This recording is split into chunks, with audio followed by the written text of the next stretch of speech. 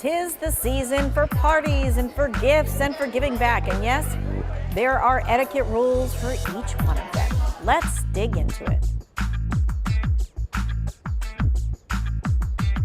Tipping is oh so common this type of year. Don't know who to tip or how much? Well, let's go down that Christmas list. Burton Joseph's has a lot of people to tip. Doorman and super to our hairstylist. Etiquette expert Thomas Farley says these are the people who need to be tipped for the holidays. And there's a big range in how much to give depending on where you live. The building super should get $50 to $500. When you're calling somebody at 2 in the morning, trying to reach the super because you've got a burst pipe, the ones who are going to get the top service, of course, are the people who really have been considerate. Each doorman, $20 to $400. The porter, $20 to $80. The same goes for your garage attendant. Now, if you have a nanny, the tip should be 1 week's pay. The same goes for a housekeeper and a dog walker. For your hairstylist or colorist, the tip should be the same amount as the cost for one visit, whether it's a $10 haircut or a $300 cut. That goes for your personal trainer as well and babysitter. Michael Samal had a question for our expert. Sometimes I wonder if a gift wouldn't be a better idea. Farley says cash is always preferred, but you can give a gift card. If you're going to give a gift card, though, I'd make sure it's one that you can use at any store.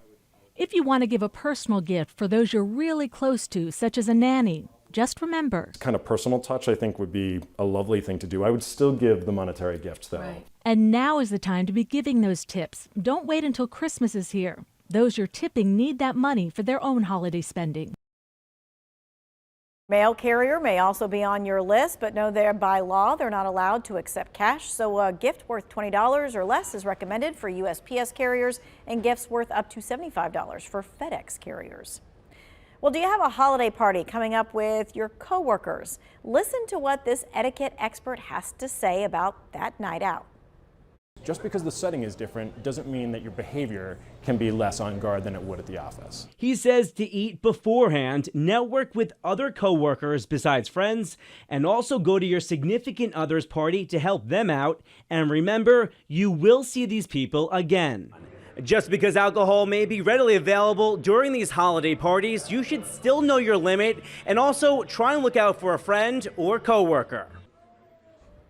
And of course, you always want to leave a good impression. All right, now let's tackle re-gifting.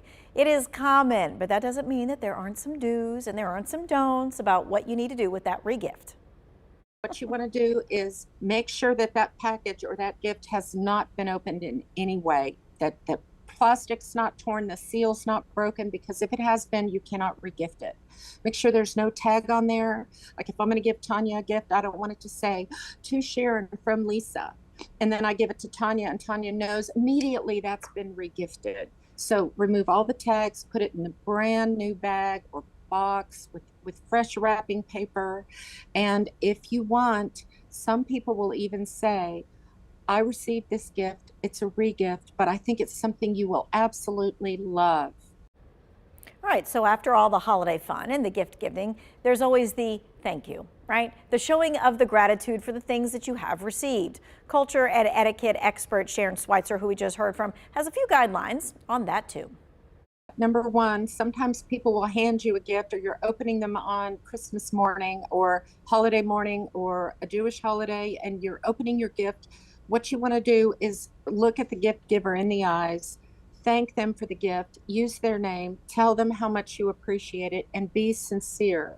Okay? If you don't like the gift, you don't have to say, oh, I love it or I don't like it. All you have to do is say, thank you so much for thinking of me. I can tell you put a lot of thought into this and your effort is really appreciated. Thank you so much. Now, if it's someone who lives far away, they've shipped you a gift, maybe they sent you a gift in a card or a gift card, you can write them a handwritten note. People love handwritten notes. It's the first piece of mail they open. Yes, you can send a text and an email as well, but those handwritten cards are cherished. And don't you love those handwritten cards from kids when they put their little palm prints on it and all that other kind of stuff? You know what? If you missed any of this etiquette information, it's going to be in the Two Wants to Know section. We're going